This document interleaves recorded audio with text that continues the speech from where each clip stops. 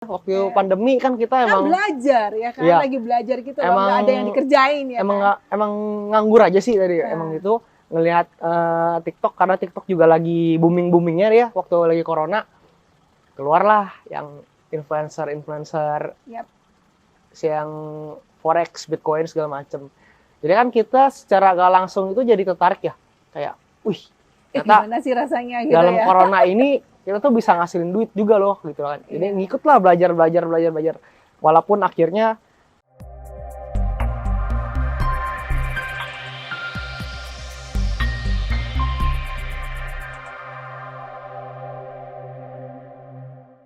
Halo Kevin. kalau Nah, gimana kabarnya? baik. Apa yang dikerjakan sekarang? Kalau sekarang sih kerjaan lagi hairstylist ya di Lave Salon. Oh, Ya. gitu ya. Udah berapa lama bidang ini dikerjain? Aku udah di bidang ini sekitar 2 tahun. Ya, Wow. dari 2021 berarti. Berarti lumayan cukup lama juga Ya ya. lumayan. Sebelumnya apa nih yang dikerjakan? Sebelumnya aku ini kuliah di perfilman. Jadi diambil kerjaan di perfilman tadinya. Kok beda jauh ya, kok? Kenapa dari perfilman langsung ke salon, betul ya? Iya. Cerita dulu sebelum ke salon, kuliahnya di dunia perfilman. Iya. Kenapa kok ambil itu gitu? Karena emang dari dulu emang demen aja sih ngeliat film. Tadinya emang lebih demen ke animasi. Tadinya sering lihat animasi Jepang, anime. Akhirnya mau coba terjun lah ke dunia perfilman juga. Kan kalau perfilman itu sama animasi kan nggak beda-beda jauh ya. Bedanya kalau animasi itu hanya dia gambar atau kita pakai 3D, kalau perfilman itu kita syuting. Tapi secara konsep sebenarnya sama. Jadi emang tertarik di sana, ngambil dari sana. Tapi yang koko kerjakan sendiri di mananya untuk perfilman ini? Buat filmnya atau untuk produksi ya? Iya, Istilahnya produksi. seperti itu Iya, ya, produksi ya, di produksinya ya. Tapi sudah pernah dikerjakan nggak? Kalau produksi udah. Udah ya. Oh, iya. Kita dari sebenarnya produksi itu kan sudah dari masa kuliah juga ya. Kita dari semester itu ada tugas akhir juga untuk produksi juga. Kalau untuk filmnya kita bikin film pendek, kalau animasi kita bikin animasi pendek sebenarnya. Cuman kalau untuk kerja saya pernah bikin ikut teman TVC GoPay. TVC Iklan. GoPay. TVC itu iklan. Oh, iklan. Iklan untuk GoPay. Iya, iya, iya.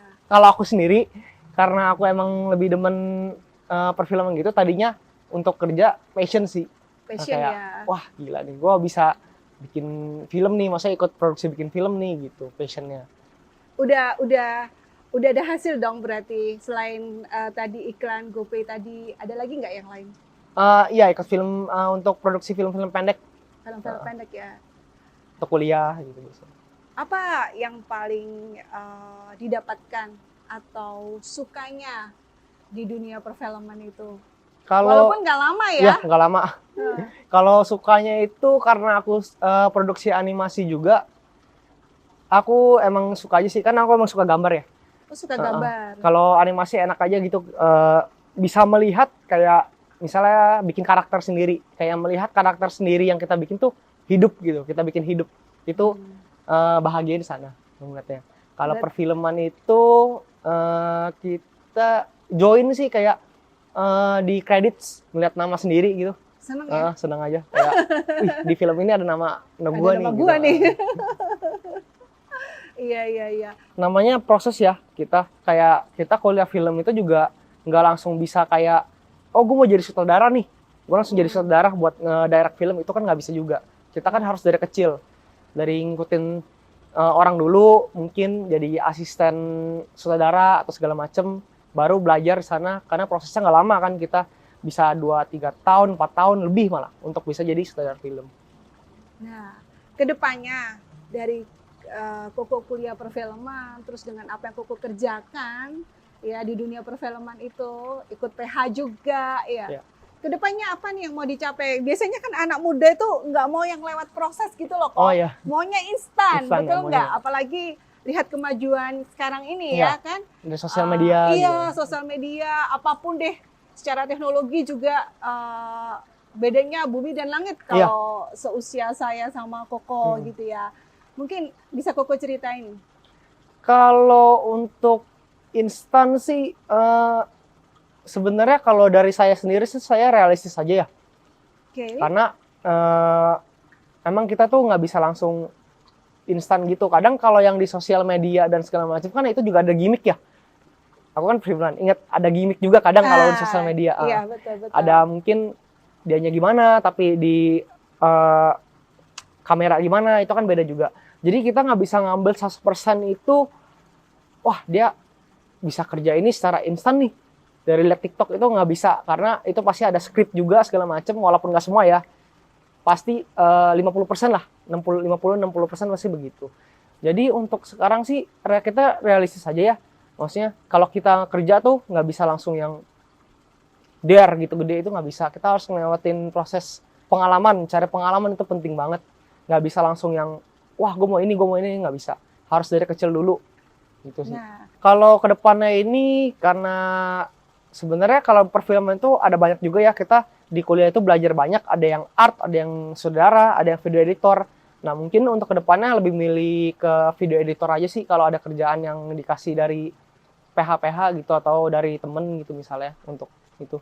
Oh berarti tinggal dapat Koko edit gitu aja, kan, maunya seperti apa, nanti tinggal hasilnya gimana gitu. Kalau udah untuk ke lapangan kayak udah nggak minat sih untuk sekarang.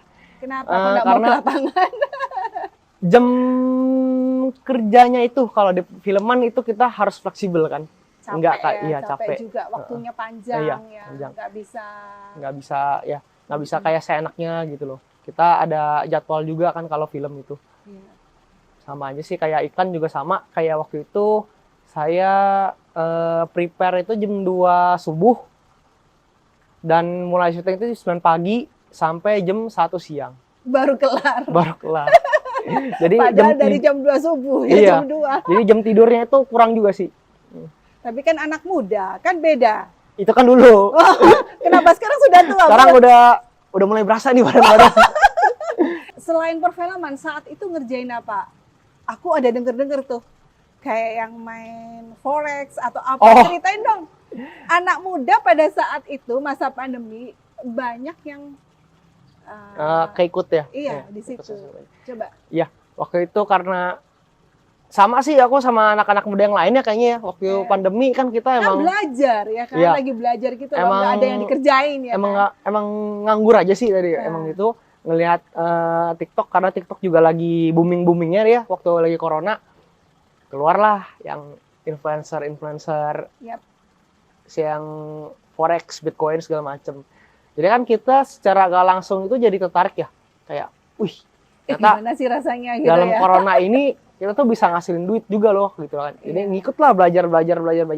Walaupun akhirnya emang ada beberapa yang scam ya jatuhnya ya dan ditangkep, tapi seenggaknya berterima kasih juga sama mereka kalau saya. Karena dari mereka itu saya juga belajar akhirnya ke saham, obligasi. Belajar juga ya. Jadi ke semuanya investasi, belajar sih. Jadi seenggaknya jadi ada basic. Jadi ngulik-ngulik sendiri gitu loh. Iya. Dari situ kan Koko bisa ambil pengalaman. Iya. Belajar itu nggak kenal apapun yang mau dipelajari. Terus pengalaman itu juga sangat berharga. Iya. Rugi banyak nggak? Kalau sempat rugi banyak. Kalau lebih banyak ruginya atau lebih banyak untungnya? Kalau dulu, kalau kita bisa ambil persentase gitu ya, untuk sekarang lebih banyak profit sekarang. Profit ya. Kalau dulu kita emang, kalau rugi itu tidak bisa dipungkiri kalau pertama kali belajar. Karena kita belajar pasti kan kita trial dan error ya. Pasti akan rugi sih kalau belajar. Itu nggak masalah. Asalkan jangan yang naruhnya langsung yang gede-gede ya, nggak usah. Tapi yang kan kecil-kecil anak muda aja. Emosional. Begitu untung segini, sekian nih, wah kayaknya untung nih. Nambah lagi. Habis itu, wah kayaknya gue harus pasang segini nih, sekian nih. Pasti gue dapet nih gitu. Itu yang harus nahan diri sih sebenarnya, itu harus dari diri sendiri. Kalau sekarang udah mulai hilang ya, kalau untuk main-main yang seperti itu, saham, obligasi, masih sampai sekarang. Saya atau gimana? Iya. Kalau saya masih. Masih sampai sekarang. Berarti long term dong. Long term ya. Panjang. Karena yang waktu belajar itu kita, kalau aku sendiri waktu belajar itu ngambil yang short term, yang main per menit. Akhirnya capek sendiri kalau ngeliatin Kenapa? gitu. Capeknya kenapa? Kecapeannya Karena kenapa? per menit kan harga itu kan naik turun semua Oh ya. iya, benar. Deg-degan juga. Jadi kalau yang main per menit, jadi kayak judi ya jatuhnya ya. Iya. Jadi kayak judi. Capek aja sih, capek mental sih ngeliat gitu. Mental ya.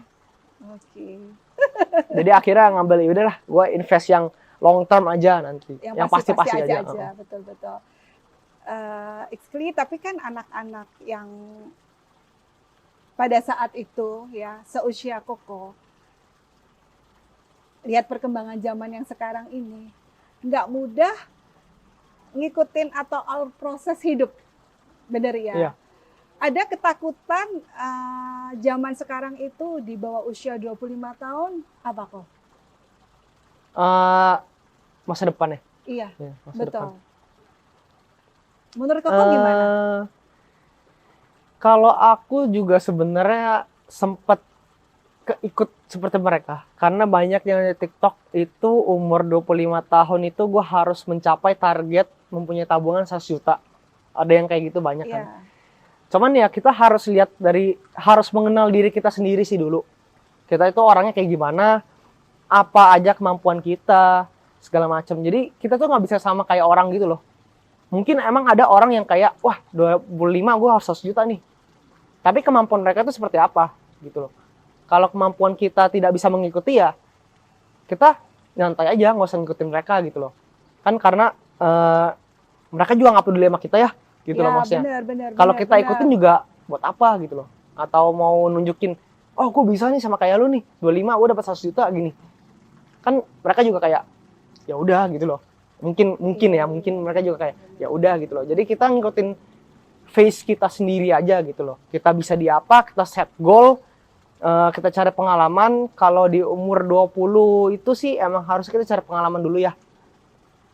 Cari pengalaman yang banyak, baru bisa kita ke depannya membuka hal yang baru gitu. Hal yang baru, mencoba hal yang baru ya. Nah, sekarang Ii mau tarik benang merah nih. Tadi kan PH perfilman. Main saham juga. Ya. Sekarang jadi hairstylist. Coba ceritain, tertarik Ii package Koko yang seperti ini ya, lari ke hairstyle. Belajar dulu atau enggak nih? Belajar dong, Belajar, itu dari ya? nol. Kalau hairstylist itu dari nol. Kenapa Koko mau belajar hairstyle? Padahal kan orang perfilman nih ya kan, yang notabene wah beda banget. Jadi awalnya itu semenjak corona. Jadi waktu masih ikut temen di perfilman, karena di corona kita nganggur semua ya. Sempat tanya-tanyain juga, jadi gimana nih ini kita syuting, ternyata mereka juga nggak dapat callingan. Jadi saya tuh mikir kayak, waduh kalau seandainya kerja di yang orang banyak, yang kayak syuting orang banyak, atau apapun lah yang harus mengandalkan orang banyak, akan ribet nih ke depannya. Kalau nggak cuman corona, takutnya kita ada penyakit-penyakit lain nanti yang kita nggak tahu ya kayak gimana. Jadi mikirlah, ternyata Mama akhirnya mencoba ngobrol sama Mama, akhirnya Mama buka jalur lah. Oke. Karena Mama ada salon kan, ada salon sendiri, udah 15 tahun, jadi Mama buka jalur. Yaudah mendingan kamu coba aja di hairstyling gitu. Akhirnya belajar lagi dari nol kalau gunting. Tapi suka ya kok? Setelah dijalani akhirnya demen sih. Demen ya, nah itu. Karena kalau udah coba terus gak demen, nah itu beda cerita. Kayaknya nggak mungkin Iya, dilakuin. nggak mungkin Buktinya Koko sekarang bekerja ya. Kenapa Koko mau bekerja di tempat orang gitu? Kenapa Koko nggak bekerja sama orang tua sendiri aja? Kan Koko tadi cerita Mama punya salon ya, gitu. Oke, kalau yang dari kerja Mama, sempat habis belajar itu kerja sama Mama. Cuman emang kalau sama Mama itu karena emang ownernya Mama sendiri ya. agak sedikit banyak pro kontra lah. Oh gitu sama ya. Mama. Jadi Mama menyarankan ya udah kamu cari kerjaan dulu, cari pengalaman, ngeliat gimana sih salon yang lain itu. Akhirnya ya saya juga mau, maksudnya cari pengalaman juga. Akhirnya saya kerja sama orang lah. Saya udah kerja di 2 tempat salon dengan manajemen yang berbeda. Jadi saya bisa belajar manajemen juga di sana dengan orang-orang hairstylist yang berbeda-beda. Jadi Nah, tahulah sifat-sifat. itu yang saya sukai gitu ya. Kenapa mau berproses gitu? Karena nggak semua anak muda yang sekarang itu mau berproses, Iya. maunya instan. Harus mau belajar dulu, ngerasain ikut orang dulu gitu. Ternyata enak mana? Kerja sama orang tua sama ikut orang. Kalau dibilang enak mana sih, udah pasti enakan kerja sama orang tua sendiri ya. Oh, gini. Enak lah pokoknya lah. Kayak kita nggak harus mikirin duit makan apa, atau soalnya kan kalau mama salon di rumah sendiri. Oh gitu ya. Kalau kerja sama orang itu enaknya kita diajari untuk mandiri sih, mandiri dan lebih pengalaman manajemen yang lain-lain juga sih. Manajemen waktu, manajemen keuangan, Ya, itu kan kita dikasih per bulan gaji, kita harus bisa manage dong, sendiri kan, ya. makan berapa, jajan berapa, segala macem. Itu sih. Kalau sama orang tua di manage juga nggak? Waktu itu dapat gaji juga?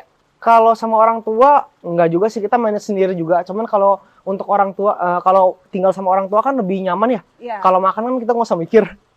Kalau Iya, di sini iya, kan benar, mikir. benar, iya.